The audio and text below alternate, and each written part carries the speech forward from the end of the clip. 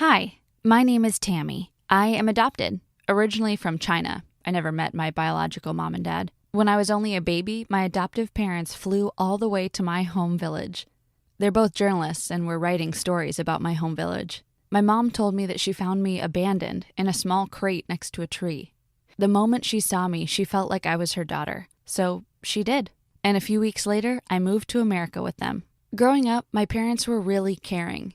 We celebrated birthdays, Christmas. We went on fun holidays. There was only one thing that I felt was a bit off about my parents. They were very secretive about this one room in the house. My mom put a strong padlock on the door and I was never allowed inside. When I was about 6 years old, I spotted my dad coming out of the room drenched in a red substance. When I asked him about it, he said that he was experimenting with something for work, so I just forgot about it. A few years later, when I was about 8 years old, something really strange happened. One night, while laying in bed, I heard a tapping sound coming from the room. I put my ear against the door. The tapping sound was coming from inside, and it sounded like a girl singing. I made sure my parents weren't awake, and I turned the doorknob. Surprisingly, it was unlocked, so I entered. There was a big white sheet hanging from the ceiling. It seemed like it was covering a bed. The girl's singing became louder. Just as I was about to pull the sheet away, my parents were screaming, "Tammy, what did we say? You're not allowed in here!" They yanked me out of the room and put me back into bed. My dad explained that it was a research project for his job. I pretended to fall asleep, and my mom told my dad, "She's getting curious. We need something to keep her occupied." The next morning, the room was completely empty, as if nothing was ever there. That morning at breakfast, my parents announced that they were going to adopt a boy, and he was moving into that room. And he did, that night. We became a happy family. I really loved my new brother. We did everything together. On my 15th birthday, he got me a key-shaped pendant necklace. Since then, I've never taken it off. It was like I completely forgot about that mysterious room. A few days after my birthday, my mother came rushing into my room. "Did you see someone running through the house?" She was hysterical. At first, I thought she was making a joke. I laughed, but then realized she was serious. No, I said. My mother jumped in her car and drove off. This was so weird. No one else was home, so I went downstairs to the basement to start folding the laundry. That is when I spotted an open door. Usually the big cupboard would be pushed against the wall, but for some reason it was moved away, revealing an opening. The open door led to a small bedroom. I was in total shock. Inside was a bed, bedside table, drawings, girl clothes, and a few toys. Was someone living in here? I was so scared that I ran to my bedroom. A few hours later, my mom came rushing back into the home. I could hear someone screaming, "Let me go! Let me go!" I could hear my mom saying, "Hush now, it's for the best." And then there was silence. Around the dinner table that night, everyone was quiet. My mom and dad were looking at each other, and my brother was trying to lift the mood by making jokes. "Knock, knock.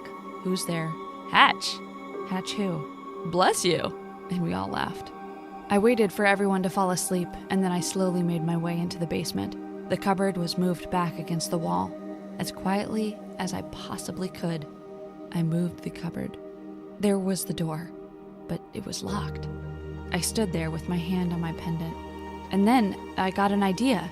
I took my key-shaped pendant and tried opening the lock, and it worked.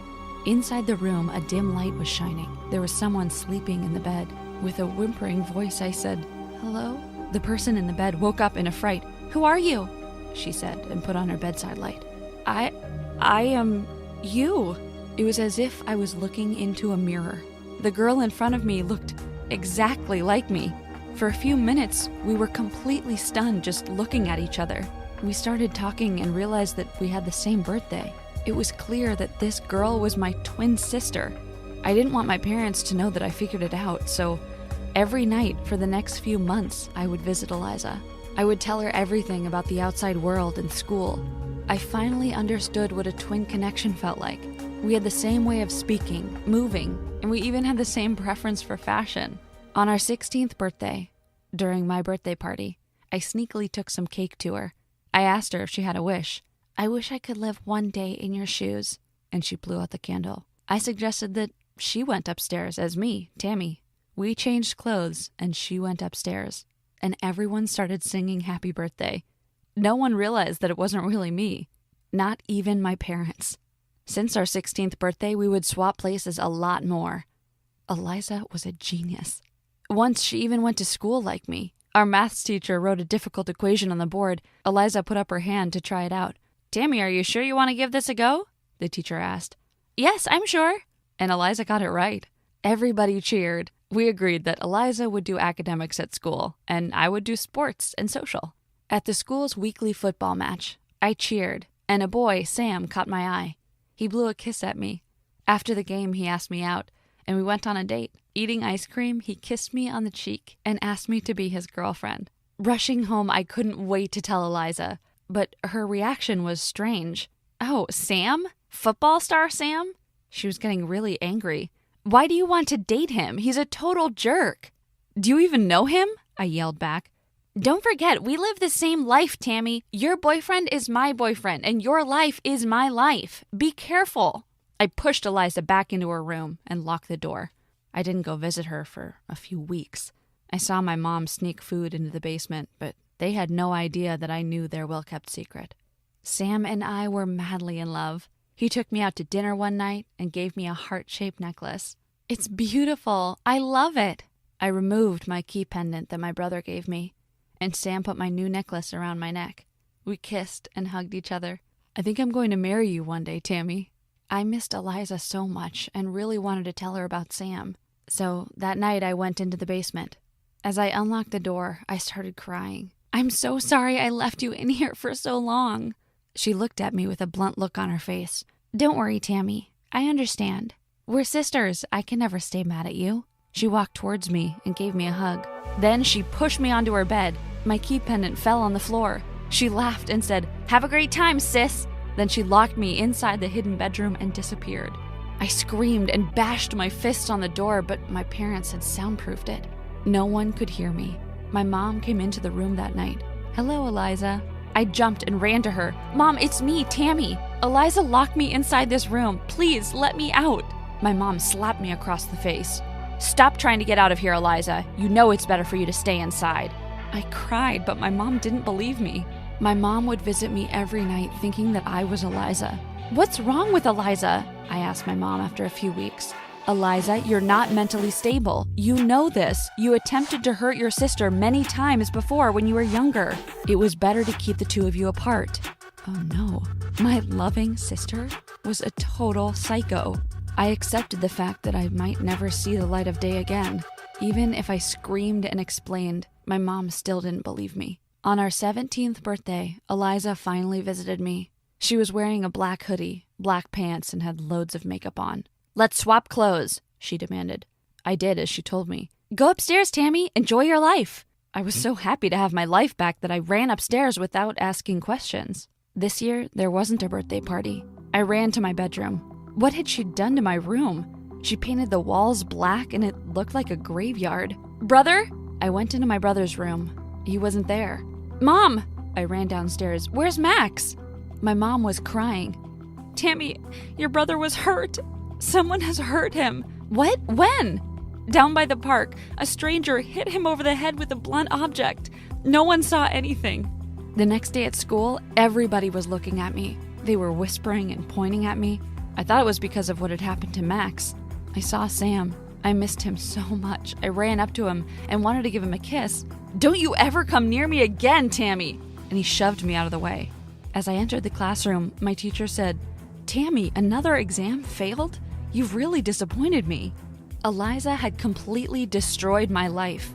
No one would talk to me. I wasn't part of the cheerleading squad anymore. And apparently, I've dropped out of all of my sports teams. I cried in my bed that night. Then I felt something hard underneath the pillow. It was a rock. It was used to hurt someone. Did Eliza hurt Max too? I couldn't take this torture from Eliza anymore. I ran downstairs to confront her, but her room was gone. The door was now closed, and in its place was a wall. They never found the person who hurt Max. And luckily, everything went back to normal at school. Sam and I even made up, and he told me that he still wants to marry me.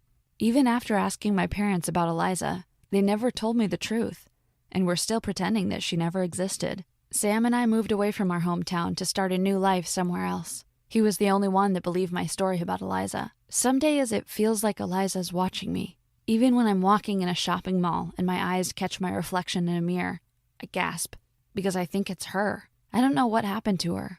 Sam and I would move around quite a lot in fear that Eliza would find us and destroy our relationship again, like she did in the past. One holiday, Sam and I went to visit my parents. I spotted a letter on their counter from a mental institution. Turns out Eliza was permanently admitted and was being cared for under strict supervision. Sam and I could finally relax and start our own family. And guess what? I found out today that I'm pregnant with twins. Hi, I'm Ricky, and I have the most obnoxious father of all time. My dad thinks he's the hottest man out there. He just doesn't know that girls are all over him because he's a millionaire. That's all. He brings a new girl every week, never the same girl twice. This week, however, he brought a very ugly woman, Shannon. She was thin like a paperclip, wearing too much makeup, and spoke like a drunk old woman. On our first meeting, she said to me, "Oh, I'm only sorry that you are 20 years younger than me." Ew! Then she and my dad laughed disgustingly. I didn't know why my father would date a woman like that. I mean, I'm used to him picking hot blonde 20-year-olds, like Shannon's daughter, Jessie. Jessie was so hot. She had the most gorgeous body and the most beautiful blue eyes you could ever see. I couldn't get my eyes off her.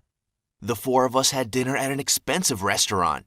Dad said, "We should let the kids meet before we go over anything serious." What?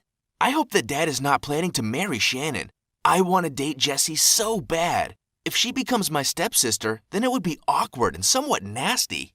I couldn't ask him over dinner because I didn't want to embarrass them. But when the women went to the restroom, I leaned over and asked, "Hey, Dad, are you really going to marry Shannon?"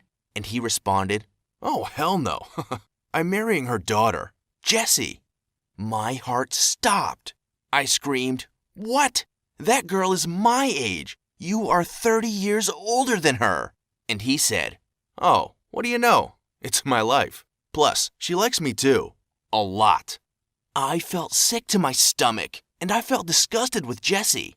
Why would she do that to herself, marrying a thirsty old man like my obnoxious father?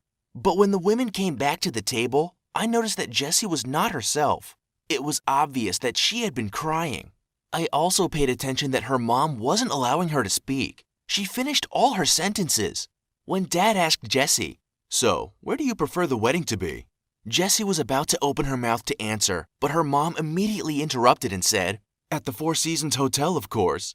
Jessie looked pissed, but she kept quiet, and I began to understand the whole thing. They are forcing her into marriage. I felt really bad for her.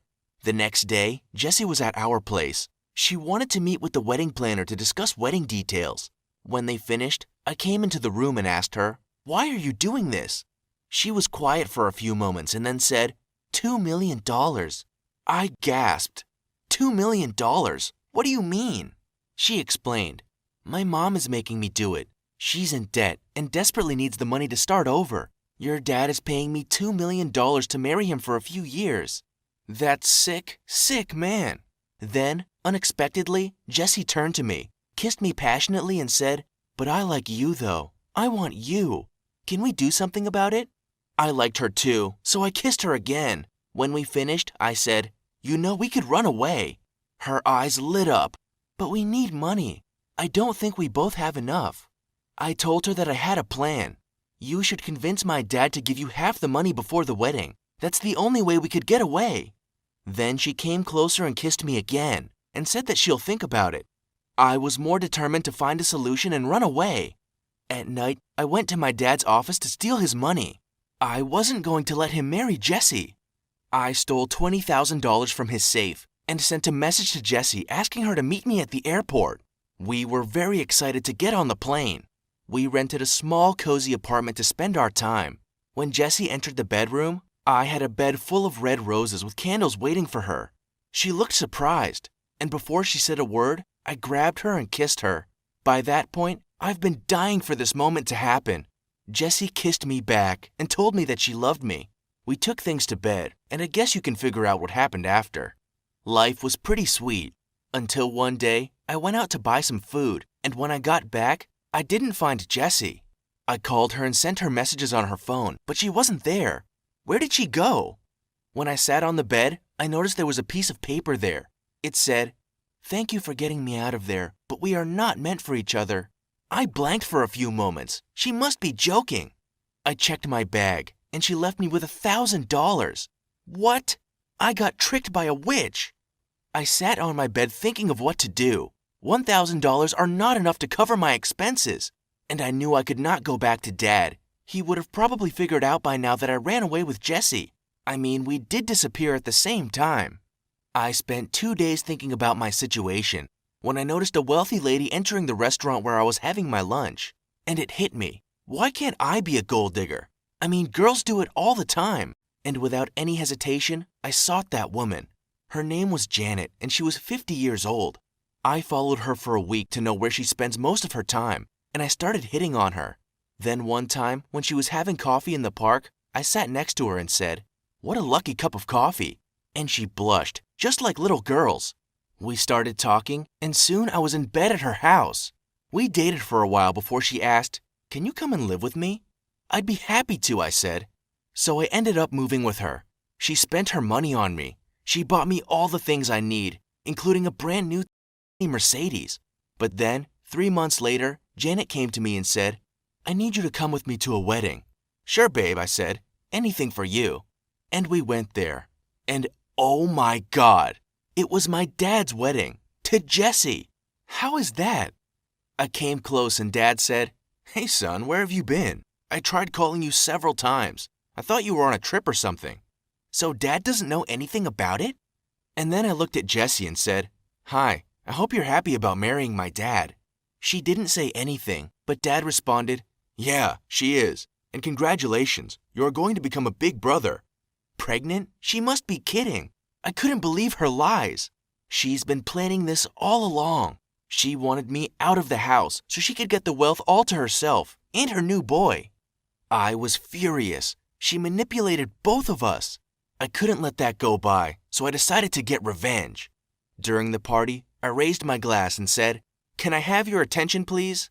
Everyone looked at me, including Jessie, who was really nervous. I said, "You know, Dad and I have the same taste. We even dated the same woman. She ran away with me for a week before she came back to marry him." Silence filled the room. Guests looked shocked. Jessie left the room. Dad looked angry and disappointed. I ruined the wedding for the second time, but I was proud of it. As bad as my dad was, he doesn't deserve to be fooled. This time, however, I was completely alone. I had to live on my own. Dad kicked me out of the house, and I had practically nothing, and Janet refused to take me back. I got a job and lived in a small apartment for 2 years before I heard the terrible news from my dad's lawyer. "Your dad passed away." Tears started falling from my eyes. I hadn't had the chance to make amends with him. But then the lawyer continued, "He left you all his money." I went back to our house and took over his company. In a few years, I became a very successful businessman. I got married to a beautiful woman and had 3 beautiful children. Life was going okay. But then, 20 years later, I was interviewing new employees for the company, and a handsome man called William showed up. After we finished the interview, I asked him, "You look familiar. Do I know you from somewhere?" He smiled and said, "I don't think so, sir, but you may know my mother. She's a successful businesswoman, too." "What's her name?" I asked. "Jessie Smith," he responded. Then he said, "Thanks for having me. I'll be happy to hear from you." Jessie, did she get married? Wait, was she really pregnant at that time? Did I just meet my brother? I looked up her picture on Google, and yes, it was her. I had to know the truth, so I decided to meet her. I looked her up on the internet and went to her company. I told the secretary that I wanted to meet her, without mentioning my real name. I went to her office, and when she saw me, she gasped and said, "What are you doing here?" "I just want to know the truth," I said. "Is William my brother?" She stared at me for a few moments and said, "Actually, he's your son." "You are lying," I screamed. And she responded coldly, "No, I'm not. I found out I was pregnant the same week we ran away. I hadn't had any relationships with your father." "Then why did you go back to marry him?" I asked. She sighed and said, "I didn't want the baby to have the life I lived. You didn't have enough money. I thought your dad was a better provider than you. He could buy me and the baby everything. I sat on the chair. I needed a moment to take that all in. Does William know about this? I asked in a shaking voice. She freaked out and said, No, he doesn't. He thinks that his father is my husband who died 2 years ago. Don't you dare mention that to him. Are you crazy? You couldn't think of a better lie, I yelled. No, and I prefer keeping things the way they are, she yelled back. I got out of the office and called William and told him, Hey, I hired you for the job. And here we are. My son is working for me. Every day I see him, but I don't have the courage to tell him I'm his father.